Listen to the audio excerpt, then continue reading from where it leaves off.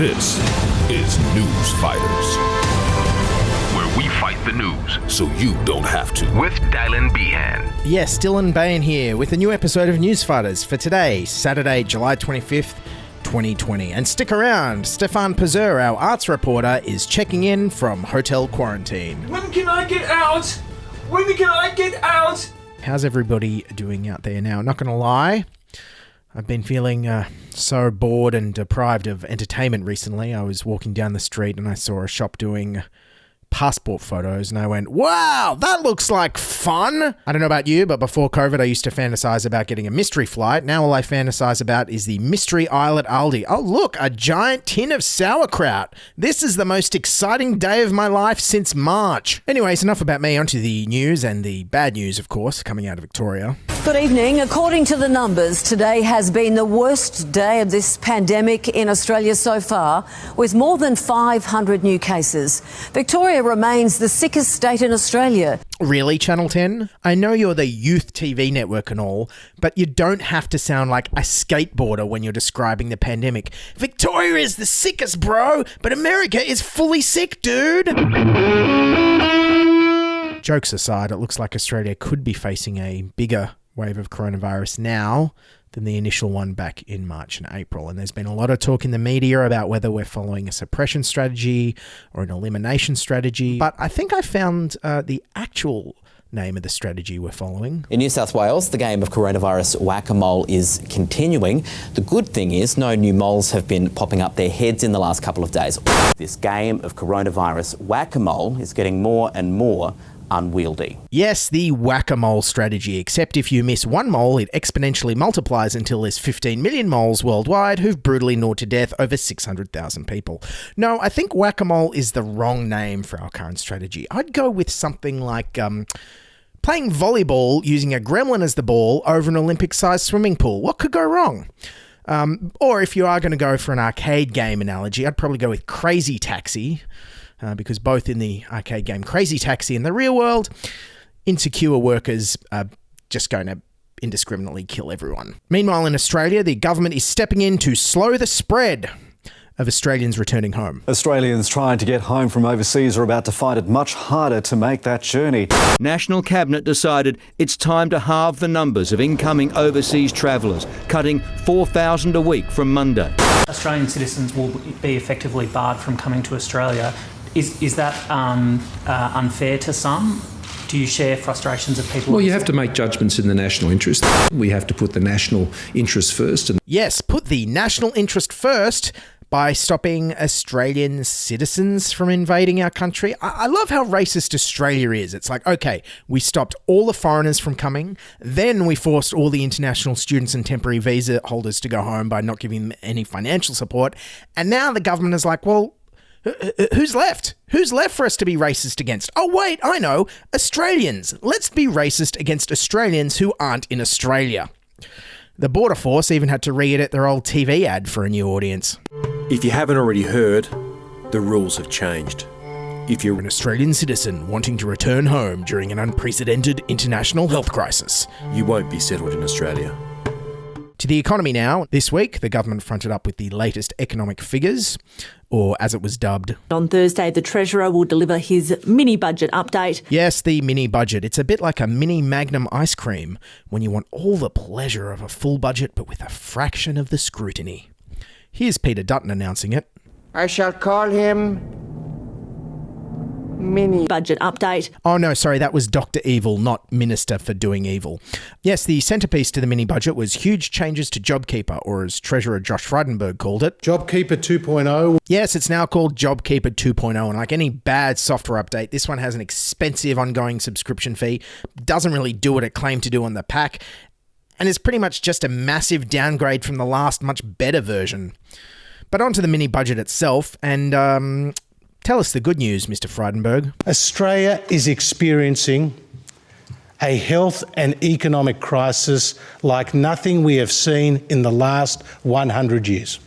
Between March and May, 870,000 jobs were lost. Yeah, in terms of big economic speeches, I think I preferred the main substance in Frydenberg's last big economic speech. Phlegm. Sorry. Yeah, Paul Keating had the recession we had to have, and Josh Frydenberg had a coughing fit. So what ended up being the main takeaways from this mini budget? Tonight, keeping the cash flowing, JobKeeper and Seeker to stick around well into the new year, but there's a catch. The catch, of course, is that you now live in poverty. Job seekers taking a $300 hit each fortnight too, down from $1,100 to $815 through to New Year's Eve. Yes, and what a great New Year's Eve to look forward to. 5, 4, 3, 2, 1. Happy New Year! I can no longer afford food or housing. Can I have $1? Yes, it's $815 a fortnight for the dole, and a lot of lefties are saying this is too low. But let's do the maths, okay? Now, the median apartment rental for all of Australia right now is $842 a fortnight.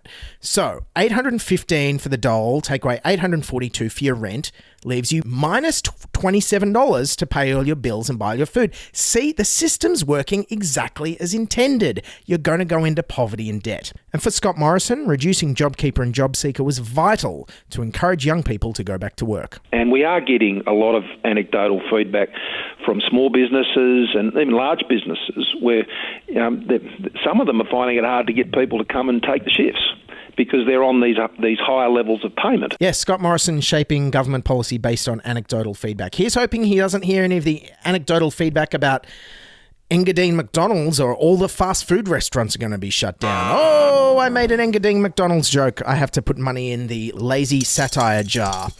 Meanwhile, of course, Labor leader Anthony Albanese sided with the Liberals on cutting welfare during a recession. Well, what's not right, Fran, is that people to be earning more than they were earning before. Labor is just agreeing with the government on every economic measure right now, no matter how punitive they are. Can't wait for the next election when Labor's slogan will probably be, "Vote Labor, we also support the Liberal slave camps." So, of course, being a financially responsible Conservative government, they have one big plan to get us out of this recession. Tax cuts. But is the bringing forward the personal tax cuts part of the toolkit? Because that's also something that's being called for by business leaders. Well, I'm not going to go through a shopping list of specific measures. I mean, in the broad, what I would say is that our instinct always is to keep taxes as low as possible. Because if there's one thing people who've just lost their job want now more than anything else, it's their old boss to be able to afford more online shopping or a new investment property. See, everybody wins. But hey, cutting taxes isn't the only proposal to get out of the recession. There's also raising taxes. Still to come on ABC News Sunday, the proposal to make you pay more GST. The New South Wales Treasurer is preparing to release a review into the tax system within weeks. It'll recommend beefing up the GST in exchange for abolishing other taxes. You gotta love the logic of economic conservatives during a recession. You know what'll stimulate the economy? Putting up the cost of food and transport. Okay, so putting taxes aside, the focus right now should be on jobs. And last week, Scott Morrison announced a $400 million expansion of the Location Incentive Program to try and bring out big overseas movie productions to Australia. And if he's trying to attract a big superhero movie, maybe he's trying to attract Electrician Man. 8,000 jobs, that's what this is about. It's about caterers, it's about sparkies. Whether you're a caterer, whether you're a supplier, whether you're a sparky. But this is about 8,000 jobs, it's about sparkies, about caterers. And it's not just actors, of course. It's sparkies, it's caterers, it's other suppliers, it's water bottle providers. Yes, we all know the big reason Baz Luhrmann keeps coming back to Australia time and time again, and it's because of our world-famous sparkies and water bottle providers. I mean, you and I both know how many Aussies have won the Academy Award for Best Sparky now. It's 4 in a row. And the industry is super excited to see who'll win the Lifetime Achievement Award next year for Best Water Bottle Provider. Scott Morrison's only signalling out the water bottle providers because it's a job he's done. Scott Morrison embracing a slightly different role in Suva.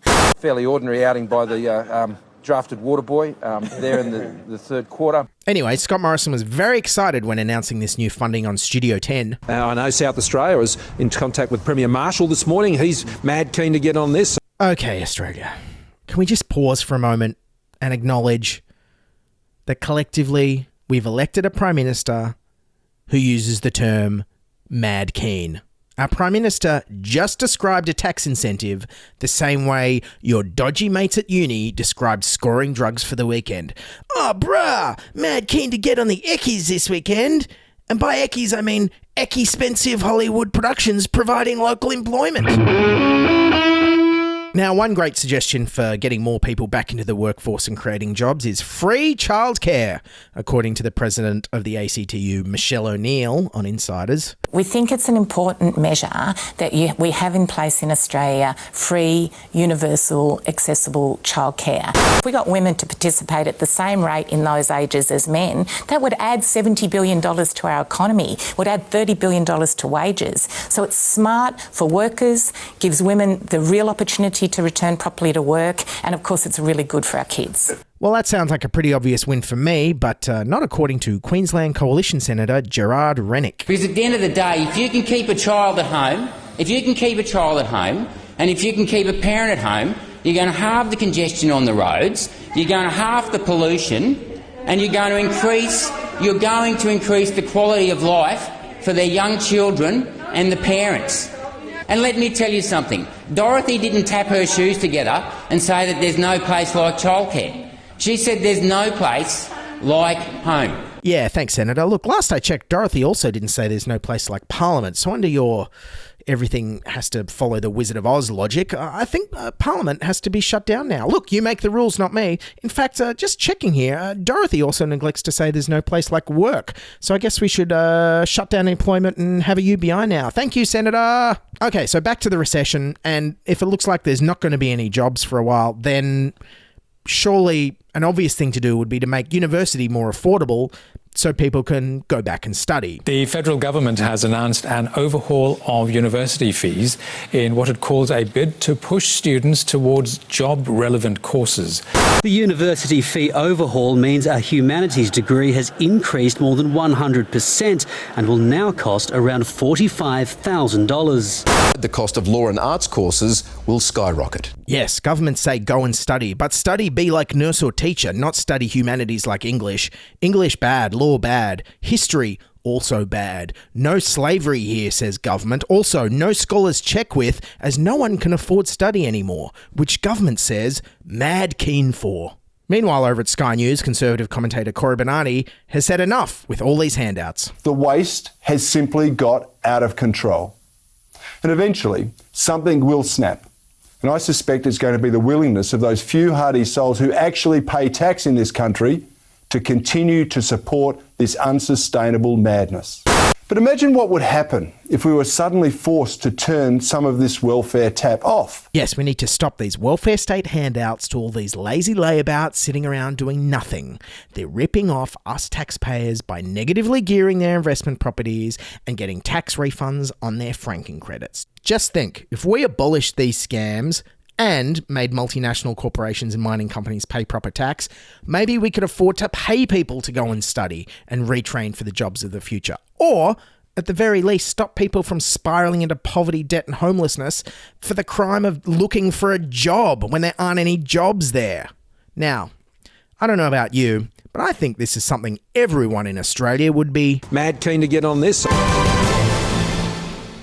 Okay, that's Newsfighters for today. Before we go, let's cross to our arts and culture reporter, Stefan Pazur, who is in hotel quarantine, or so he says, to tell us what's coming up on Artsfighters, our spin-off podcast covering the arts and culture. Stefan? Yes, I'll tell you why being stuck in a hotel room for 14 days alone is not quite as boring as going to a Sydney Fringe Festival show. In movies, we review the new Christopher Nolan movie, Tenet, is eventually just going to be released directly to 7 Mates in 3 years' time. Then repeated on 7.2 and 7Flix a few weeks after that. We also look at drive-in movies. They're great if you like paying $25 to feel like you're stuck in a freezing cold traffic jam in Blacktown. Netflix is set to launch a new stand-up comedy series of awful comedians where you can yell abuse from your own home. Like, "You suck, mate! You're not funny!" In TV, the Big Brother final ended with a bang and a possible spread of the coronavirus as housemates hugged and mingled together on stage. Here I am, sitting in hotel quarantine, I'm even unable to mingle, hug, or hook up with the blonde security guard in the hallway like they do in Melbourne, yet these housemates are celebrating on stage, breaking the 2-metre rule. Wait a minute, isn't it the 1.5 metre rule? Hang on, it's the 1 metre rule, right? And finally, has the cancel culture gone too far? Turns out I'm not allowed to say anything. That's all coming up on Newsfighters, Australia's best arts and culture podcast that doesn't actually exist. With me, Stefan Pazur. That's Newsfighters for today, July 25th, 2020. Our website is newsfighters.com. You can email us at podcast@newsfighters.com or follow us on Twitter @newsfighterspod. Also, watch and subscribe on YouTube. Thanks for listening. Keep fighting. Wear a mask. Wash your hands. Be a good person. Keep fighting, and bye for now. This is Newsfighters, where we fight the news so you don't have to.